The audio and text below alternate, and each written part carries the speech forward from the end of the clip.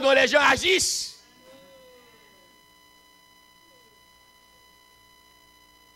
Changez-vous maintenant pour que vous puissiez donner le signal à ceux qui sont en Haïti.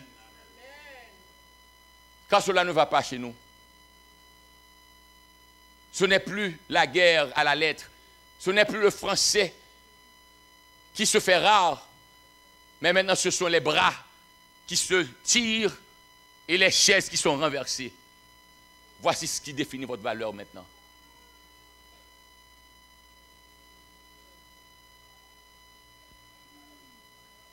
Le Fils n'a jamais brigué aucun pouvoir, aucune gloire personnelle contraire à la volonté de Dieu, étant uniquement, quelle est sa préoccupation? D'exalter le pouvoir de son Père et d'exécuter les plans de sa magnificence. Jésus n'a qu'un souci, que son Père soit glorifié. Il n'a qu'un rêve, tout faire pour la gloire de son Père. Alors, à l'ouïe de ces paroles, les anges reconnaissent avec transport la suprématie du Fils. Ils se prosternent devant lui et lui offrent leur amour et leur adoration. Lucifer s'incline avec eux. Ce n'est pas tout le monde qui a genoux dans l'église, non, qui a marché avec Jésus. Lucifer s'incline avec eux, mais dans son cœur se livre entre la vérité et la loyauté, l'envie et la jalousie, un effroyable combat. La vague d'enthousiasme soulevée par les anges semble d'abord l'entraîner avec eux. Les puissants et mélodieux accords des hymnes de louange amplifiés par des milliers de voix, paraissent avoir étouffé en lui l'esprit du mal. Frémissant d'une émotion inexprimable, il se joint aux accents d'adoration qui, de la multitude angélique, montent vers le Père et le Fils. Frères et sœurs, servir Dieu, c'est une affaire extraordinaire. Oui? Il n'y a rien qui soit aussi beau que servir Dieu. Et nous soupirons après le jour où, avec les anges, nous rendrons gloire avec Dieu. Et ce sera mon message pour samedi prochain. D'où sont-ils? Qui sont-ils? D'où sont-ils venus? Ce sont ceux qui viennent de la grande ou même tout pour aller dans le ciel. Vous serez au ciel. Et outre que vous serez au ciel, vous serez en la présence de Dieu. Et outre que vous serez dans la présence de Dieu, avec les anges, vous allez donner louange à l'Éternel. Oh, oh, que vienne ce jour. Il s'abandonne de nouveau à la soif de suprématie et à l'envie vis-à-vis de qui? Du Fils bien-aimé. Il oublie que les honneurs dont il est lui-même l'objet sont un pur don de la bonté divine et réclame. N'avez-vous jamais rencontré des gens? Marine fait petit potage, non? Et ce n'est pas à Bethel que cela se passe. Ça se passe chez moi. Mais n'avez-vous pas trouvé des gens qui vous disent: ah, je suis fatigué avec les positions à l'église. Je prends des vacances. Vous êtes fatigué? Pourquoi n'êtes-vous pas fatigué de vous lever chaque matin pour aller travailler? Mais vous êtes fatigué avec l'église? Vous voulez prendre des vacances? Laissez-moi vous retourner la question. Si Jésus voulait être fatigué de vous et prendre des vacances, particulièrement vous concernant, où seriez-vous? Frères et sœurs, bénissez le ciel, les talents que vous avez, les dons que vous avez ne viennent pas de vous, viennent de Dieu. Et rendez à Dieu ce qui lui est dû. Infatué de son éclat. Comment? Infatué. Donc, ça français, ça veut dire? Infatué. On a le nom. Là, nous après un mot anglais qui est les fat. Qui bon graisse. Non, un monde qui est infatué, c'est un monde qui remplit, qui gonflait. Moi, ma femme a des problèmes avec moi parce qu'elle dit mon ventre devient trop gros. Je ne sais pas quand j'aurai du temps pour faire d'exercice et descendre le ventre. Mais ça, c'est vrai. Le ventre devient trop gros. Elle aurait aimé avoir un mari à ventre plat comme il avait commencé quand il avait 20 ans. C'est facile, Pierre-Michel? Ok, c'est facile, Pierre-Michel. Mais la réalité est que vous vous êtes enflé d'or. Et je vais vous dire quelque chose qui va vous surprendre. Il y a des gens qui sont modestes à cause de leur orgueil.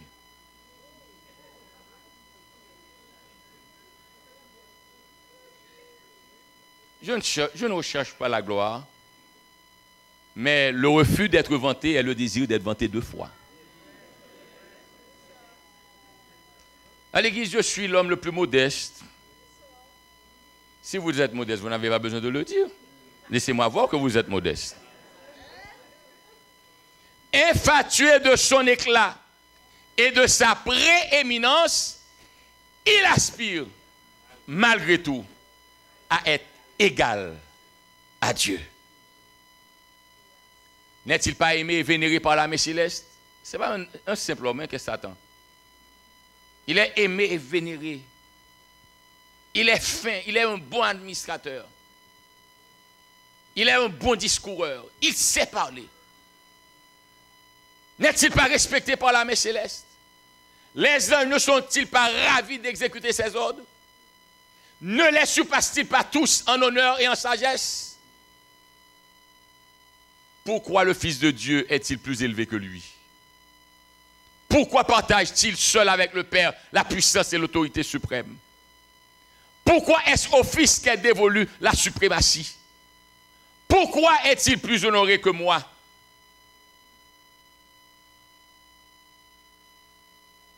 Et qu'est-ce qui est arrivé avec tous ces pourquoi? Qu'est-ce qui est arrivé? La révolte. Et je vais m'arrêter là. Je prêcherai le message, je finirai un autre jour. Écoutez bien, écoutez bien. Écoutez bien. Êtes-vous prêts à m'écouter? Dans la vie,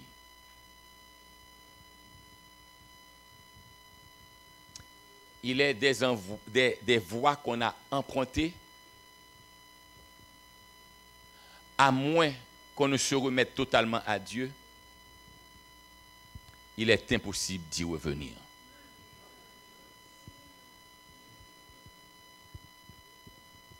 Voulez-vous que je reprenne?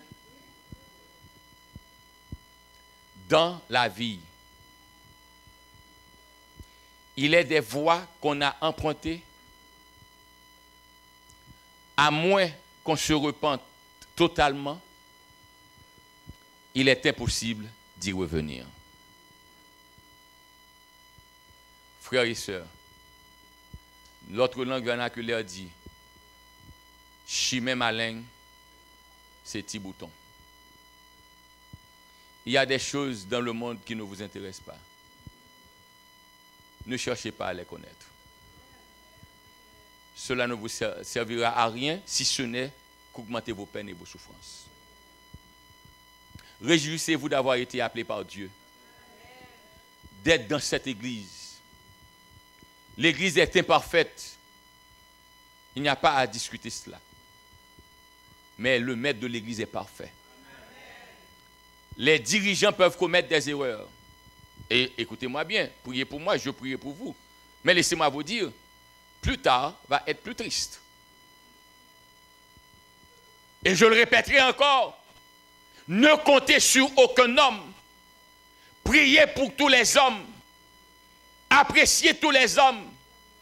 Vivez avec vos frères et sœurs. Mais regardez toujours à Jésus. Jésus lui seul est infaillible.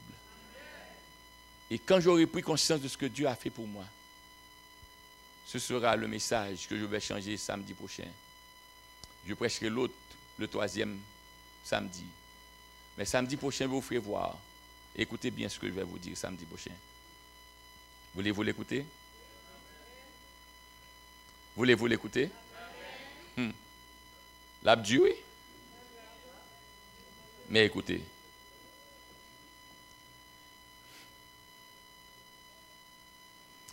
Ça va faire une chute parce qu'il y a d'autres choses que je devais dire avant d'arriver là, mais je le dis quand même. L'Église de Dieu, et je termine là, l'Église de Dieu n'a pas été établie pour être un club.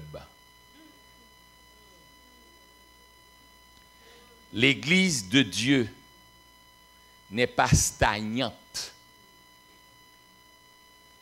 L'Église de Dieu ne nous rend pas confortables. Je peux continuer? Je peux continuer? L'Église a été établie pour qu'on soit toujours en plein mouvement.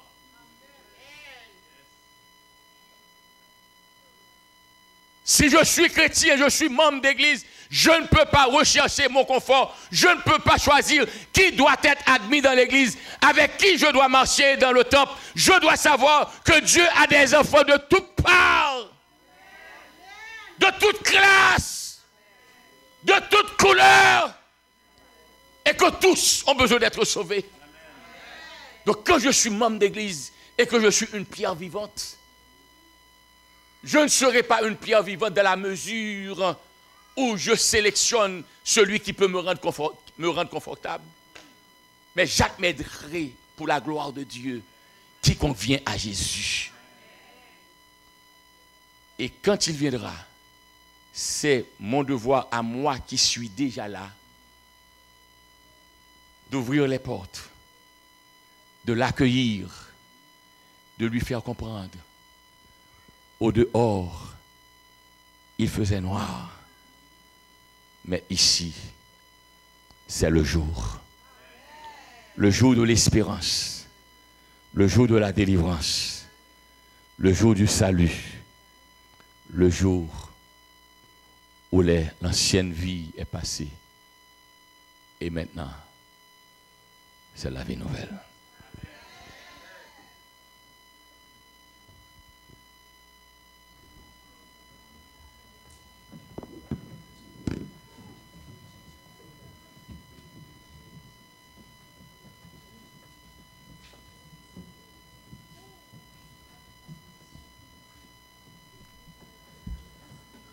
Amen.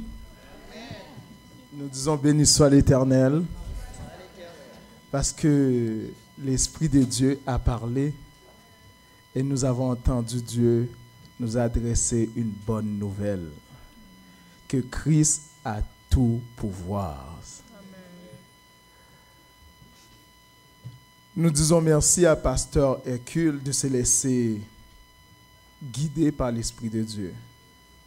Et le message a été formidable. Nous allons, juste avant de clôturer, nous vous donnons rendez-vous ce soir à 7h.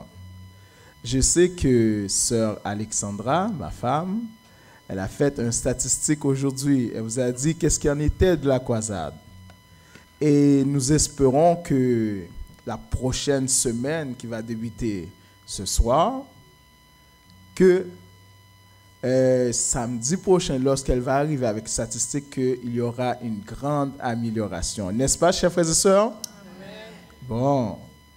Alors, pour clôturer le culte d'adoration, nous allons chanter le numéro 648.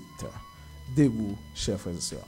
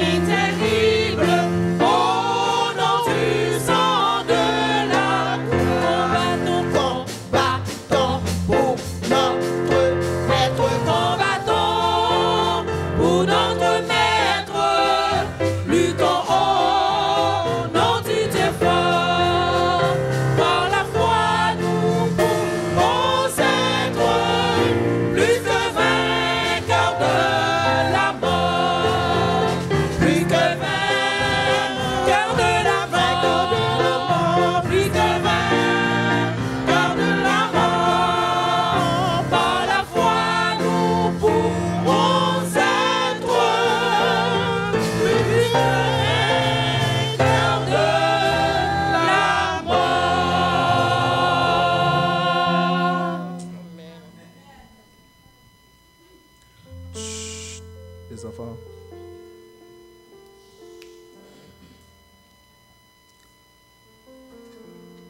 Que l'Éternel t'exauce du jour de la détresse.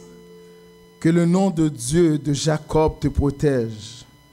Que du sanctuaire, il t'envoie du secours. Que de Sion, il te soutienne. Qu'il te souvienne de toutes tes offenses, de toutes ses offrandes, et qu'il agrée tes holocaustes. Qu'il te donne ce que ton cœur désire, et qu'il accomplisse tous tes desseins. Nous nous réjouirons de ton salut. Nous levons l'étendard au nom de notre Seigneur Jésus-Christ. Amen.